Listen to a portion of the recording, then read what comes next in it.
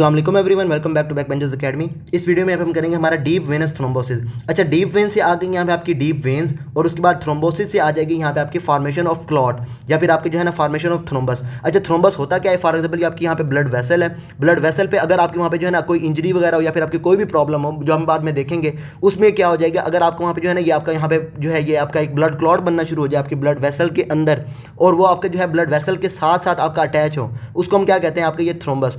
अच्छा, क्या होता है ये जो आपके यहाँ पे थ्रोम्बस बनता है ना, बाज़ दफ़ा ये आपका डिसलॉज हो जाता है, मतलब क्या ये आपके यहाँ से उखड़ जाता है, ब्लड वेसल के अंदर आ जाता है और ये क्या करता है आपका जाके किसी और ब्लड वेसल को ये अक्लूड कर देता है। अच्छा, अगर ये आपके यहाँ पे सबसे पहले अगर आपकी ब्लड वेसल के साथ है तो ये आपका है थ्रोम्बस। जब ये आपका जो है अक्लूड हो गया और उसके बाद ये जो आपकी ब्लड वेसल के अंदर आ जाएगा तो ये आपका हो जाएगा एम्बोलस।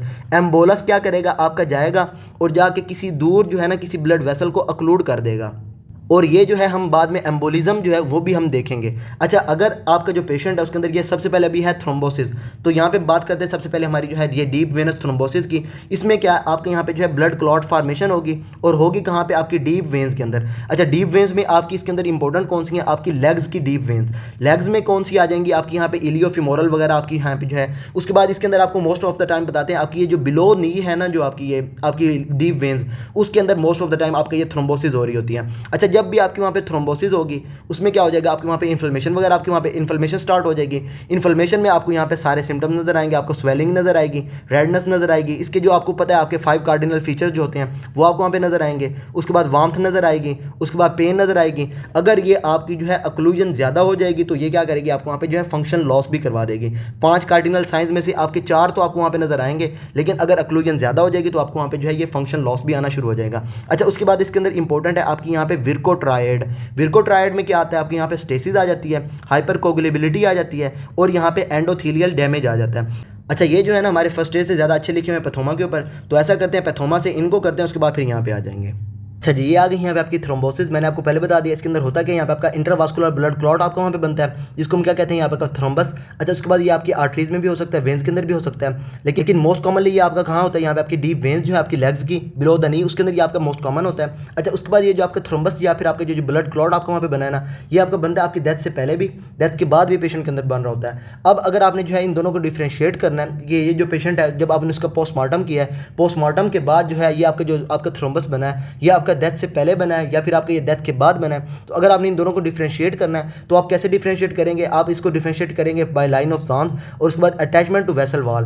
अच्छा, इसमें क्या है? लाइन ऑफ ज़ान आपकी क्या है? आपकी जो है ना इसके अंदर अब होता क्या है, जो आपकी ये जो है ना आपका जो थ्रोम्बस बनता है इसमें क्या, फॉर एग्जाम्पल आपकी अगर ये आपकी ब्लड वेसल है ये आपकी डैमेज हुई है तो यहाँ पे क्या होता है? सबसे पहले आपके यहाँ पे आते हैं आपके प्लेटलेट्स वगैरह। इसके बाद क्या होता है? यहाँ पे आपकी कोगुलेशन चलती है और फाइनली जो है आपकी कोगुलेशन के एंड पे क्या बनता है? यहाँ पे आपका फाइब्रिन बन जाता है। अब ये जो है ना जब आपका जो क्लॉट बना है उसमें क्या, अगर आपके यहाँ पे सबसे पहले आपके यहाँ पे प्लेटलेट्स हैं, उसके बाद ऊपर आपके यहाँ पे फाइब्रिन बनी है और उसके बाद अगर आपके वहाँ पे जो है ना आपकी आरबीसीज की लेयर बन रही है तो इसमें क्या होगा? आपके यहाँ पे लाइन ऑफ ज़ान ये होती कि आपके यहाँ पे अल्टरनेटिंग लेयर ऑफ आपकी सबसे पहले प्लेटलेट फिर फाइब्रिन उसके बाद आपकी आरबीसीज। सबसे पहले यहाँ पे आपकी फॉर एग्जाम्पल ये आपकी है आपकी ये प्लेटलेट्स की लाइन, उसके बाद क्या हो जाएगी? यहाँ पे आपकी आ जाएगी आपकी फाइब्रिन की लाइन, उसके बाद आरबीसीज की, फिर ये वाला पैटर्न आपको वहाँ पे नजर आ रहा हो तो इसको हम क्या कहेंगे? यहाँ पे आपकी लाइन ऑफ ज़ान। और ये आपकी कहाँ पे होती है? जो आपकी जो पेशेंट के अंदर बना है ना आपका क्लॉट डेथ से पहले, उसके अंदर आपको ये क्या नजर आएगी? लाइन ऑफ ज़ान। और साथ साथ जो आपका डेथ से पहले आपका ये थ्रोम्बस बनेगा वो आपका अटैच होगा विद वेसल वॉल। डेथ के बाद वाला जो है आपका मोस्ट ऑफ द टाइम आपके वेसल वॉल के साथ अटैच नहीं होता। अच्छा, उसके बाद यहाँ पे आप बात करेंगे हमारी रिस्क फैक्टर की। मैंने आपको पहले बता दिया इसके अंदर आ जाती है यहाँ पे आपकी विर्कोट्रायड। उसमें क्या होता है? यहाँ पे आपकी स्ट्रेसिस होती है, फिर आपकी डिस्ट्रप्शन होती है, उसके बाद आपकी जो एंडोथेलियल सेल जो है उसकी यहाँ पे आपकी डैमेज होता है और थर्ड में आ जाती है यहाँ पे आपकी हाइपरकोगुलेबल स्टेट। डिफरेंस इसके अंदर जो है ना है बिल्कुल सिंपल सा, आपने इसके अंदर यहाँ पे याद रखना है ब्लड स्टेसिस और उसके बाद आपकी यहाँ पे टर्बुलेंस एंडोथेलियल सेल्स के डैमेज के अंदर आपने यहाँ पे जो है इसके फैक्टर्स याद रख लेने हैं, वो चीज़ें जो आपके सेल्स को डैमेज करेंगी हम यहाँ पे भी देख भी लेंगे। और लास्ट पे आपने हाइपरकोगुलेबल स्टेट में आपने यहाँ पे याद रखना है, इसमें क्या हो जाएगा? आपके यहाँ पे जो है प्रोकोगुलेंट्स जो प्रोटीन्स हैं वो आपकी इसके अंदर बढ़ जाएंगी। अच्छा, इसके बाद यहाँ पे हम बात करते हैं आपके यहाँ पे जो है ये डिस्ट्रप्शन इन ब्लड फ्लो या फिर आपकी जो है स्टेसिस ऑफ ब्लड। अब इसमें जो है आपने यहाँ पे याद रखना है इसके अंदर क्या होता है? यहाँ पे आपकी स्टेसिस होती है या फिर आपकी जो है टर्बुलेंस ऑफ ब्लड फ्लो जो है ये क्या करवाता है? पेशेंट के अंदर इंक्रीज रिस्क करवा देता है आपकी थ्रोम्बोसिस के। अच्छा, इसमें आपने एक चीज़ याद रखनी है कि नॉर्मली आपका जो ब्लड है वो आपका कॉन्टिन्यूस होता है और उसके बाद आपका लेमिनार होता है, और इसकी वजह से क्या होता है आपके जो पेशेंट है उसके अंदर ये जो प्लेटलेट्स हैं उसके बाद आपके जो फैक्टर्स हैं ये दोनों एक दूसरे से डिस्पर्स्ड होते हैं, एक दूसरे से दूर होते हैं, और उसकी वजह से जब आपके प्लेटलेट एक्टिवेट नहीं होंगे तो ये आपके फैक्टर्स वगैरह को एक्टिवेट नहीं करेंगे और ये क्या होंगे आपके यहाँ पे इनएक्टिवेटेड होंगे। अगर ये आपके एक्टिवेट नहीं होंगे तो आपका जो पेशेंट उसके अंदर ये थ्रोम्बस नहीं बनेगा। लेकिन क्या हो, अगर आपका जो पेशेंट उसके अंदर स्टेसिस हो जाए या फिर आपके जो है टर्बुलेंस आ जाए, उस केस में क्या हो जाएगा, ये आपके जो प्लेटलेट्स हैं और उसके बाद ये जो आपके फैक्टर्स वगैरह हैं ये एक दूसरे के करीब आ जाएंगे, एक दूसरे को एक्टिवेट करेंगे, थ्रोम्बस बनाना शुरू कर देंगे और पेशेंट के अंदर चांसेस ज़्यादा हो जाएंगे थ्रोम्बस बनने के। इसमें इंपॉर्टेंट है इमोबिलाइजेशन।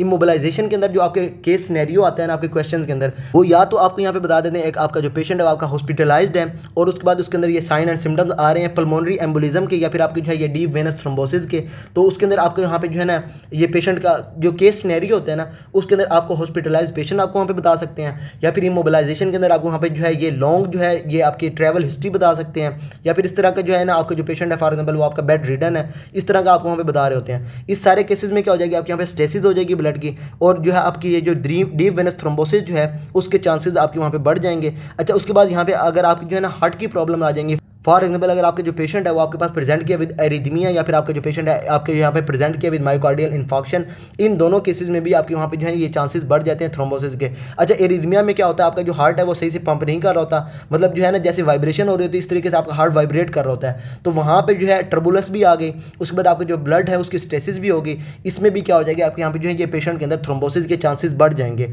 अच्छा, अब अगर आपके पास पेशेंट प्रेजेंट किया विद एरिथमिया तो आपने क्या करना है, एरिथमिया में पेशेंट को थ्रोम्बोसिस से बचने के लिए आपने क्या करना है, उसको वहाँ पे जो है एंटीकोगुलेंट आपकी जो है ये ड्रग्स वगैरह आपने पेशेंट को देनी है, ताकि आपका जो पेशेंट जो आपके पास एरिथमिया के साथ आया है ये ना हो कि फ्यूचर में वो आपके पास ये डीप वेनस थ्रोम्बोसिस या फिर आपकी जो है पल्मोनरी एम्बोलिज्म के साथ आपको वहाँ पे पेशेंट प्रेजेंट कर जाए। अच्छा, उसके बाद यहाँ पे आ जाती है आपकी एनोरिज्म। एनोरिज्म में क्या होता है आपकी ब्लड वेसल जो है ये आपकी इसकी क्या होती है यहाँ पे आपकी जो है ये आउट पाउचिंग हो जाती है, सिंपल इसके अंदर क्या हो जाएगी यहाँ पे आपकी जो है ये आपकी जो ब्लड है इसके अंदर जो है ये टर्बुलेंस आ जाएगा और उसके इसके में क्या हो जाएगा आपके जो पेशेंट उसके अंदर ये थ्रोम्बोसिस के चांसेस बढ़ जाएंगे। तो ये सारे हो गए यहाँ पे आपकी जो है ये ब्लड स्टेसिस और उसके बाद आपकी टर्बुलेंस के अंदर।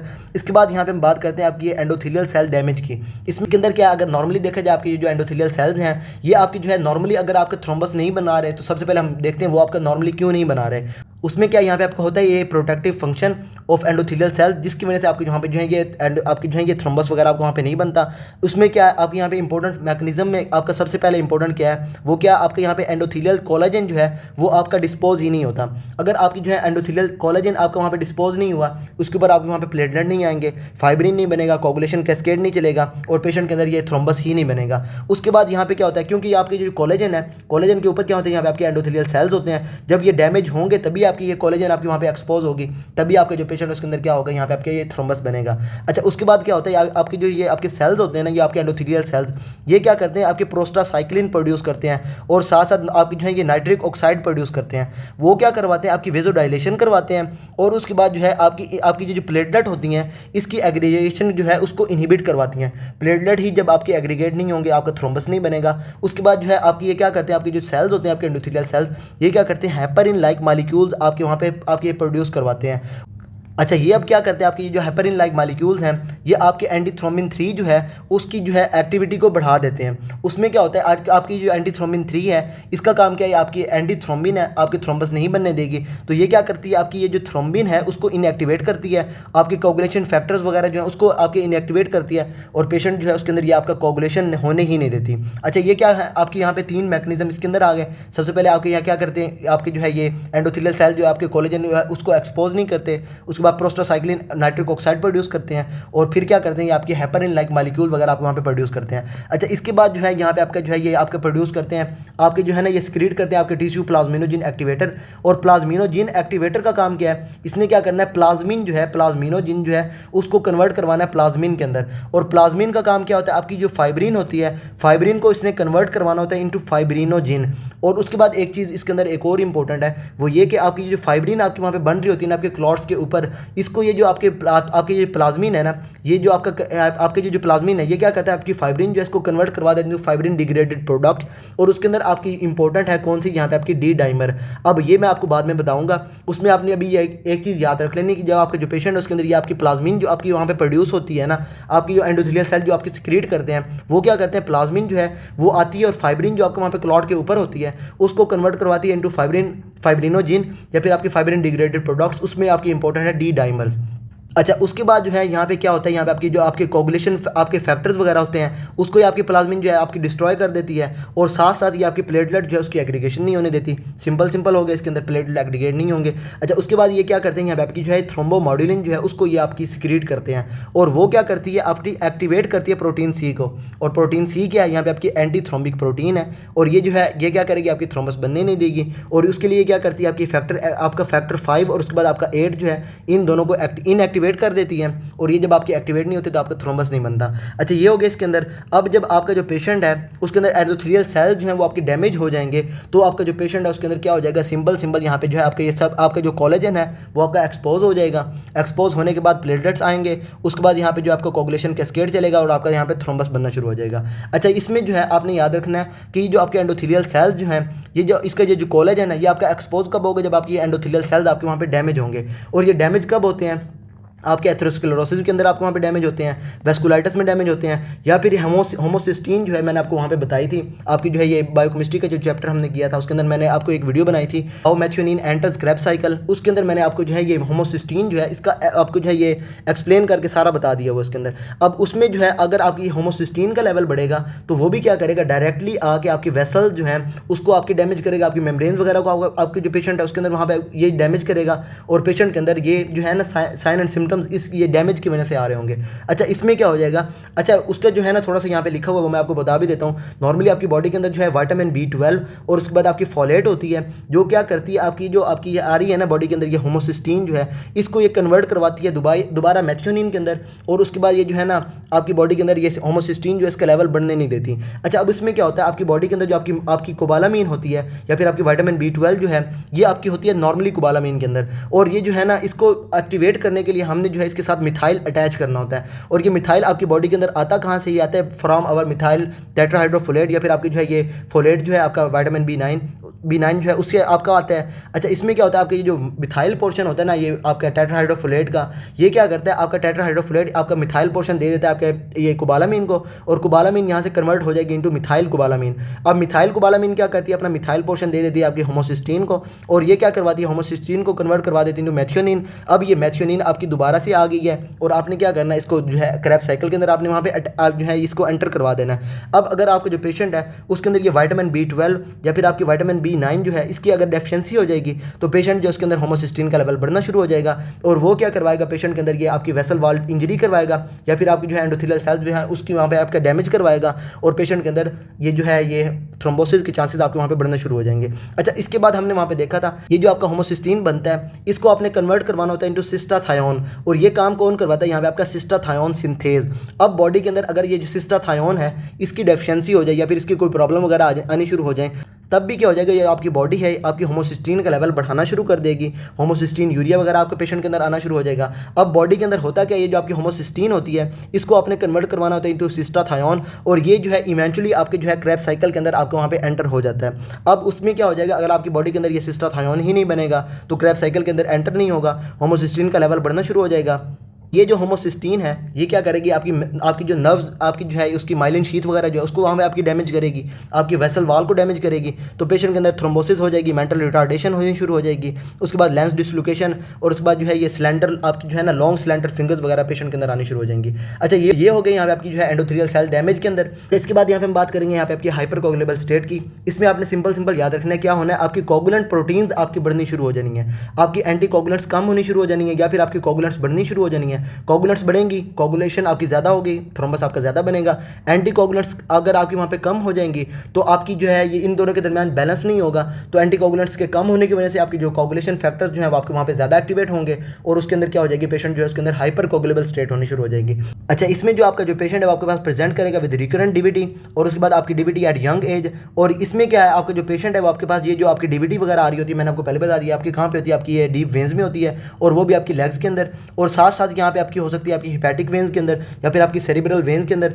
लेकिन मोस्ट कॉमन लोकेशन इसके अंदर आपकी कौन सी यहाँ पे आपकी डीप वेन्स ऑफ लेग्स हैं। अच्छा, इसमें क्या है आपकी यहाँ पे एंटीकोगुलेंट्स प्रोटीन अगर आपकी वहाँ पे कम होनी शुरू हो जाए, उसके अंदर आपकी प्रोटीन सी, प्रोटीन एस जो है ये आपकी एंटीकोगुलेंट प्रोटीन्स हैं, अगर ये आपकी यहाँ पे कम होना शुरू हो जाएंगी तो पेशेंट के अंदर जो है ये आपकी कोगुलेशन ज़्यादा हो रही होगी, आपकी हाइपर कोगुलेबल स्टेट हो जाएगी। बाकी आपने यहाँ पे जो है इसको नीचे से देख लेना है, इसके अंदर कोई खास इतना इंपॉर्टेंट नहीं है। अच्छा, इसके बाद यहाँ पे हम बात करेंगे आपके प्रोथ्रोम्बिन जीन की। इसमें क्या होता है बाज़ दफ़ा क्या होता है यहाँ पे आपकी जो है पॉइंट म्यूटेशन हो जाती है, उसमें क्या होता है ये आपके जो प्रोथ्रोम्बिन है इसके अंदर जो है इंक्रीज एक्सपेंशन होना शुरू हो जाता है। प्रोथ्रोम्बिन जब आपका ज़्यादा बनेगा तो ये प्रोथ्रोम्बिन जो आपका थ्रोम्बिन के अंदर ज़्यादा कन्वर्ट होगा और थ्रोम्बस फॉर्मेशन आपकी ज़्यादा हो जाएगी। अच्छा, उसके बाद यहाँ पे क्या हो सकता है यहाँ पे आपकी एंटीथ्रोम्बिन 3 जो है उसकी डेफिशिएंसी हो जाए, उसमें भी क्या हो जाएगा आपके जो पेशेंट है उसके अंदर थ्रोम्बस बनना शुरू हो जाएंगे ज़्यादा।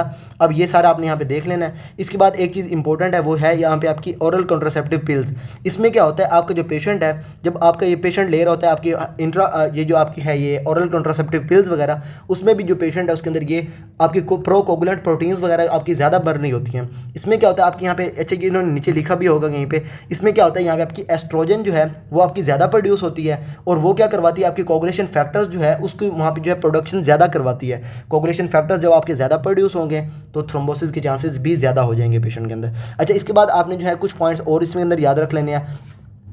उसके अंदर आपकी जो वेनस टेसिस है उसके अंदर आपको मैंने इमोबिलिटी वगैरह आपको वहाँ पे बता दी। उसके बाद आपकी जो है ये हार्ट की कंडीशन वगैरह आपको वहाँ पे मैंने बता दी। बाकी आपने एक चीज़ जो है इमोबिलिटी के अंदर आपने यहाँ पे याद रखनी है आपकी ओबेसिटी की।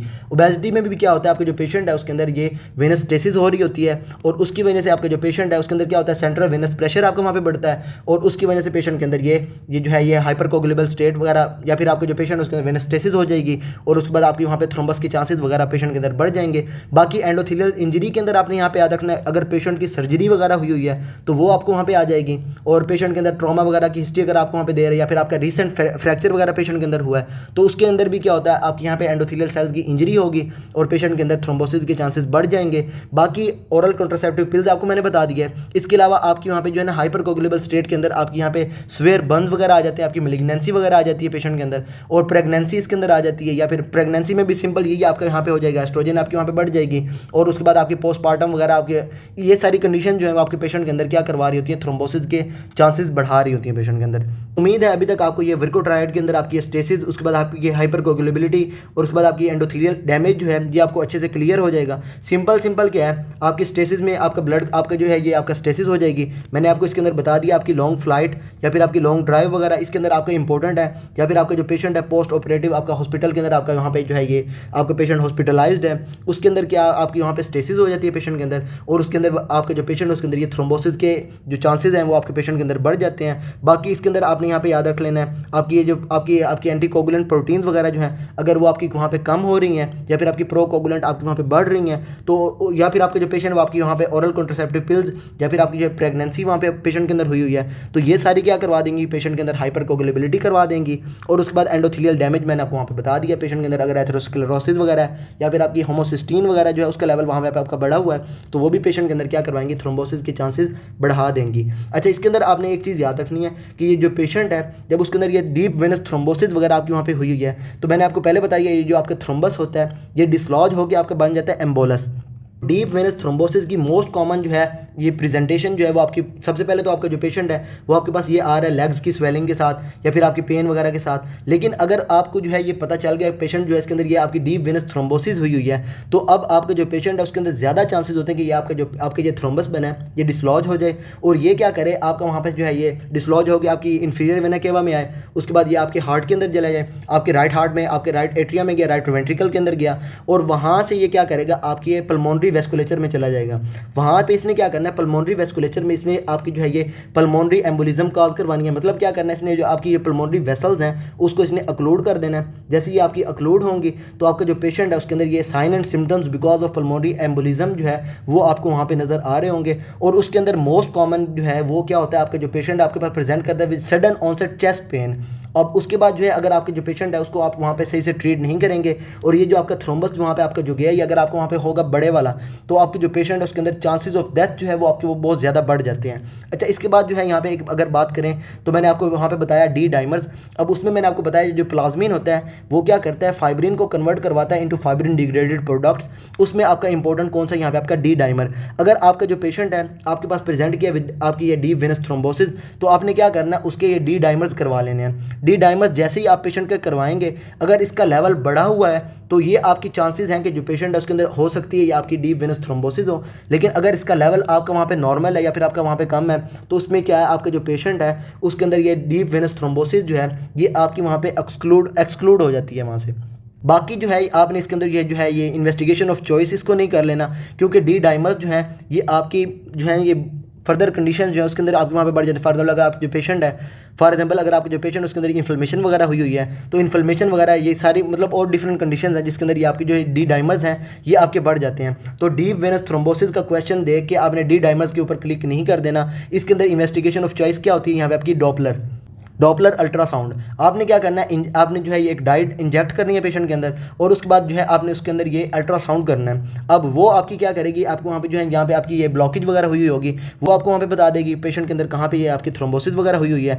उसके बाद अगर आपके पास पेशेंट प्रेजेंट की है तो आपने क्या करना है, उसको थ्रोम्बोलिटिक ड्रग्स वगैरह देनी है। उससे क्या हो जाएगा, ये जो आपका थ्रोम्बस बना है वो आपको वहाँ से जो है ये बिल्कुल ख़त्म हो जाएगा। बाकी अगर आपका जो पेशेंट है, फॉर एग्जाम्पल अगर आपके पास पेशेंट आपके पास हॉस्पिटलाइज्ड है, उसमें आपने जो है उसको अगर ये थ्रोम्बोसिस से बचाना है तो आप क्या करेंगे, पेशेंट को वहाँ पे जो है ये आप जो है ये प्रोफाइलैक्सिस देना शुरू कर देंगे किसकी, आपकी ये अनफ्रैक्चरेटेड हेपरिन या फिर आपकी लो मॉलिक्यूलर वेट हेपरिन जो है उसकी वहाँ पे जो है इसको प्रोफाइलैक्सिस देंगे। और इसमें अंदर आपकी जो इंजेक्टेबल फॉर्म होती है वो आपकी कौन सी होती है, यहाँ पे आपकी इनॉक्सापरिन होती है। और इससे क्या होता है, आपका जो पेशेंट है उसके अंदर ये जो है ना थ्रोम्बोसिस जो है उसके चांसेस नहीं बनते। अब अगर आपके पास पेशेंट फॉर एग्जाम्पल आपके पास आपके जो पेशेंट है वो आपके पास कोई भी सर्जरी वगैरह का या फिर कोई और इस तरह का पेशेंट है आपके पास, तो उसका अगर आप फॉर एग्जाम्पल अभी उसको आप ट्रीट कर रहे हैं तो कुछ दिन के बाद अगर आपका जो पेशेंट है वो आपके पास प्रेजेंट कर रहा है विद पल्मोनरी एम्बोलिज्म, तो हो सकता है कि आपने क्या है उसके ये जो है ना ये स्टेसिस वगैरह करवाई हुई थी पेशेंट के अंदर और उसकी वजह से क्या हुआ, उसका वहाँ जो है ये डीप वेनस थ्रोम्बस बना है, उससे क्या हुआ उसने डिसलॉज किया, पल्मोनरी एम्बोलिज्म में कन्वर्ट हो गया और अब पेशेंट के अंदर आपके पास पेशेंट दोबारा से प्रेजेंट कर रहा होगा विद पल्मोनरी एम्बोलिज्म और दोबारा से आप उसके अंदर ये जो है पल्मोनरी एम्बोलिज्म को ट्रीट कर रहे होंगे। अच्छा, इसमें अब उसके बाद क्या है, अगर आपने जो पेशेंट है उसके अंदर आपने ट्रीटमेंट करना है या फिर उसके अलावा जो है उसके अंदर ये लॉन्ग टर्म प्रिवेंशन करनी है, उसके लिए आप क्या करेंगे, उसको वहाँ पे देंगे डायरेक्ट एंटीकोगुलेंट। उसके अंदर कौन सी आ जाती है, यहाँ पे आपकी रिवरोक्साबैन या फिर आपकी एपिक्साबैन वगैरह, ये ड्रग्स वगैरह जो है इसको हम जो है ये बाद में एंटीकोगुलेंट्स वाला जो हमारा जो होगा पोर्शन उसके अंदर इसको हम अच्छे से करेंगे। अभी आपने जो है इसको सिंपल यहाँ पे याद रख लेना है। सबसे पहले आपने एक चीज़ याद रखनी है वो ये कि आपकी लो मॉलिक्यूलर वेट हेपरिन आपकी कौन सी होती है, यहाँ पे आपकी इनॉक्सापरिन होती है और पेशेंट को आप देंगे प्रोफाइलैक्सिस में क्या आपकी इनॉक्सापरिन। और आपका अगर पेशेंट आपके पास आपका हॉस्पिटलाइज्ड है या फिर आपका पोस्ट ऑपरेटिव पेशेंट है उसको आप इनॉक्सापरिन देंगे तो क्यों देंगे ये आपको पता होना चाहिए। उसके बाद अगर आपका जो पेशेंट है उसके अंदर अगर आप जो है ये उसके अंदर हो गया है या फिर उसके अंदर आपने ट्रीटमेंट करना है आपके ये डीप वेनस थ्रोम्बोसिस का, तो आप क्या करेंगे, उसको एंटीकोगुलेंट डायरेक्ट एंटीकोगुलेंट देंगे। और डायरेक्ट एंटीकोगुलेंट के अंदर आपको दो नाम तो कम से कम याद हों, उसके अंदर कौन सा आ जाता है, यहाँ पे आपका रिवरोक्साबैन और उसके बाद आपका एपिक्साबैन। और ये क्या करवाएंगे, पेशेंट के अंदर एंटीकोगुलेंट इफेक्ट करेंगे और पेशेंट जो है इसके अंदर ये थ्रोम्बोसिस वगैरह को ट्रीट करेंगे। अच्छा, बाकी जो है आपकी लोअर एक्सट्रीमिटी जो है उसकी डीप वेन्स के अंदर कौन सी आ जाती है, यहाँ पे आपकी इलियक वेन, आपकी फिमोरल वेन, उसके बाद आपकी पोप्लिटियल वेन, इनके अंदर ज़्यादा चांसेस होते हैं पेशेंट के अंदर ये डीप वेनस थ्रोम्बोसिस बनने के। और बाकी जो है ये डीप वेनस थ्रोम्बोसिस के अंदर यही था। बाकी जो हमारी अगली वीडियो होगी वो होगी इसकी कॉम्प्लिकेशन के अंदर। उसमें क्या होता है, ये आपका डीप वेनस थ्रोम्बस है ये आपका कन्वर्ट हो जाता है इनटू पल्मोनरी एम्बोलस और ये क्या करता है, आपकी जो लंग्स जो है उसको वहाँ पे आपके अक्लूड कर देता है और अक्लूजन की वजह से आपका जो पेशेंट है उसके अंदर वहाँ पे आपको साइन एंड सिम्टम नजर आ रहे होते हैं। तो वो हमारी नेक्स्ट वीडियो होगी। बाकी इस वीडियो के अंदर अगर आपको कोई भी प्रॉब्लम है then you can ask me and till then अल्लाह हाफिज़। I love the chase and the hunt, and I set the pace when I'm running. I always take what I want and I always give it 100. Don't need a bank, no I'm funded. Play the game like it's nothing. I'm always thankful for something. Don't take for granted, stay humble. Now wake up, it's time to look at the enemy. Look in the mirror if he is no friend to me. It's not working.